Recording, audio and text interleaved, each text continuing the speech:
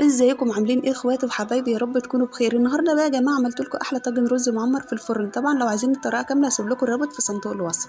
يا جماعه مفيش اسهل من طاجن رز المعمر بصراحه، بعمله بطريقه سهله جدا جدا. بنقع الرز لمده ساعه علشان طبعا يستوي معاكي بسرعه، تمام؟ مش يشرب اللبن بسرعه وتحس ان هو نشف كده على طول.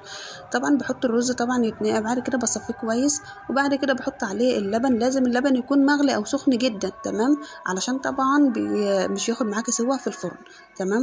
وبعد كده بحط عليه معلقتين سمنه او معلقتين زبده وشويه السكر بتوعكم، وكيسين فانيليا طبعا.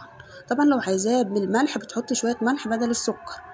شايفين يا جماعه شكله جميل جدا ويفتح النفس ازاي؟ والخرطه بخرطتها طبعا بتسيبيه طبعا يبرد لمده نص ساعه علشان تعرفي تخرطيه كده ويطلع الخرطه بخرطته. لو عايزه بقى اي حاجه تطلع معاكي جوس كده وطريه بتخرطيها وهي سخنه.